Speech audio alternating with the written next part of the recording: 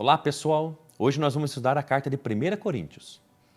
E eu quero começar parabenizando você por ter chegado até aqui. Parabéns!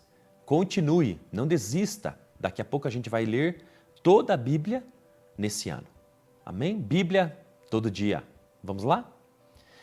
1 Coríntios, então, eu vou falar hoje sobre o capítulo 1 ao 4 e é muito interessante essa carta e você vai perceber por quê. Corinto fica na Grécia, no sul dela, e ela é uma cidade marítima. Por causa disso, há portos nessa cidade, e então ela é rota marítima de comércio, trazendo muita riqueza para essa cidade. Mas além de trazer riqueza, por causa do comércio, por ser essa cidade marítima, ela também traz e leva as pessoas o tempo todo. É uma cidade portuária. E por causa disso, ela também é, além de uma cidade rica, uma cidade muito perversa, muito imoral, com a moral da família, da sociedade, da população muito baixa. Então você vai perceber nessa carta muitas coisas interessantes. A primeira coisa que é percebido ali, olha o que diz o verso número 5.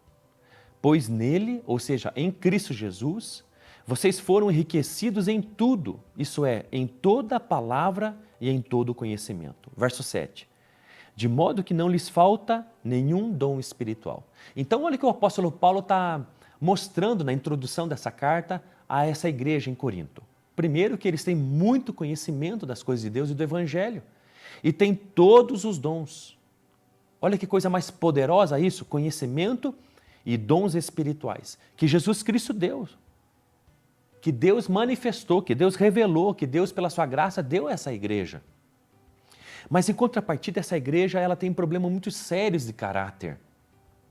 Tem os dons e tem conhecimento, mas muito frágil, muito fraca por caráter. Por quê?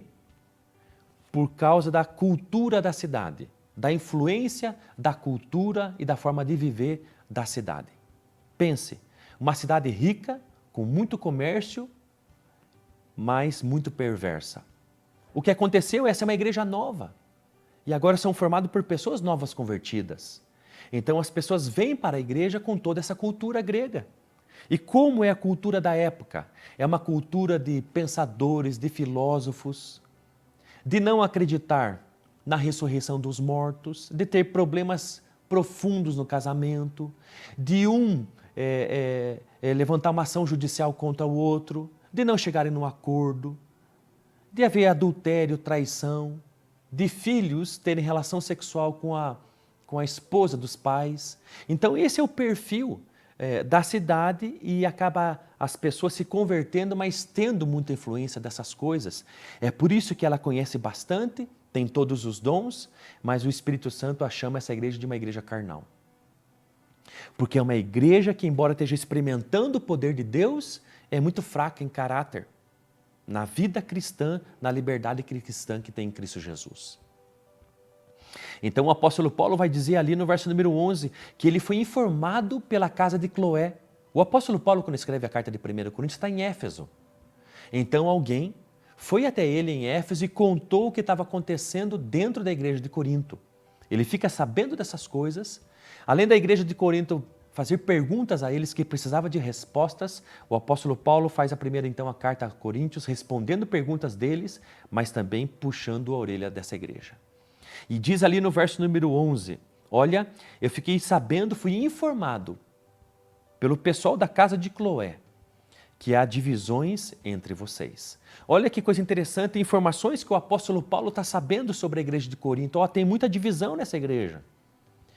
Vocês se dizem uns de Apolo, outros de Pedro, outros de Paulo, outros de Jesus. Vocês formam grupos. Vocês estão fazendo igual vocês faziam antes de conhecer o Evangelho, de conhecer a Cristo e de se converterem. Vocês estão se dividindo, vocês são da escola de Cicrano, da escola de Beltrano, e vocês estão achando que dentro da igreja também é assim. Vocês se dividem. E você sabe que quando há divisão, seja no nosso coração, ou na igreja, ou numa família, ela não subsiste. Então o apóstolo Paulo está chamando a atenção nisso. A cultura grega havia entrado dentro da igreja. E ele estava numa mistura da essência do evangelho recebido através de Paulo, mas também da sabedoria dos filósofos, sabedoria humana. Isso havia entrado dentro da igreja. É por isso que então, no capítulo número 1, ali no final do capítulo e no início do capítulo número 2, o apóstolo Paulo vai dizer, olha, quando eu fui a vocês, eu não fui querendo saber palavras de homens ou sabedoria humana, mas eu fui com vocês, ou até vocês, querendo saber apenas uma coisa, verso número 2 do capítulo 2.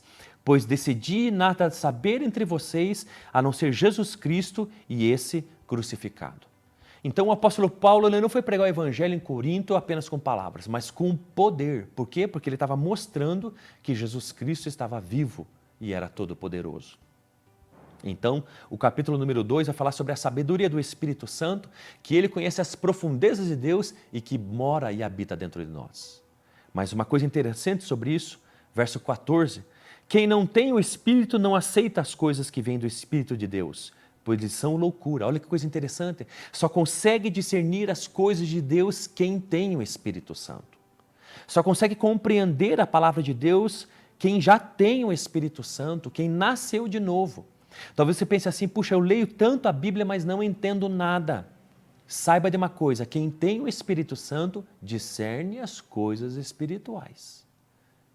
E quem não tem o Espírito Santo não compreende a palavra de Deus e as coisas de Deus. Por quê? Porque não tem discernimento espiritual, não nasceu de novo, não consegue enxergar tudo isso. E aí, então no capítulo número 3, o apóstolo Paulo vai falar sobre 3 tipos de pessoas, né? Ou o terceiro tipo de pessoa. O primeiro é o espiritual, né? O segundo é que não discerne as coisas espirituais e o terceiro é o carnal. É que já discerniu certas coisas espirituais, mas ainda é criança espiritualmente, por isso que o apóstolo Paulo fala no verso número 1. Irmãos, não lhes pude falar como espirituais, mas como a carnais, como a crianças em Cristo. Por quê? Por que o apóstolo Paulo está falando assim com essa igreja que tem todos os dons e tanto conhecimento? Porque olha ali o que diz o verso número 3. Vocês são invejosos e há divisão entre vocês. Vocês agem como mundanos. Vocês agem como vocês agiam antes de conhecer o Evangelho. E isso não pode, vocês se invejam, vocês têm divisões entre vocês. E talvez se pergunte qual é o problema disso dentro de uma igreja, dentro de uma família. Quando há divisões é que a gente toma partido de um grupo ou de uma pessoa. A gente se diz de Cristo, ou de Paulo, ou de Apolo, ou de Pedro. Então a gente toma partido. Tomando partido a gente faz preferências. A gente escolhe um grupo ou uma pessoa e acaba desprezando outro grupo ou outras pessoas. Isso era comum na igreja. Será que isso tem sido comum na sua vida? Será que você pegou uma pessoa da igreja, um pastor, um obreiro, uma pessoa e disse, puxa, esse aqui é o que alegra meu coração e tomo partido dele? Será que você tem desprezado outro irmão da igreja? Outro obreiro, outro pastor, outro servo do Senhor dentro do corpo de Cristo? Cuidado, a divisão causa isso. Ela faz com que a gente considere uns e despreze outros, diz a palavra de Deus, ali no capítulo número 4, no verso número 1 e número 2. Faz a gente julgar as pessoas que a gente despreza. Ou tem um quesinho com a pessoa. É isso que a divisão causa.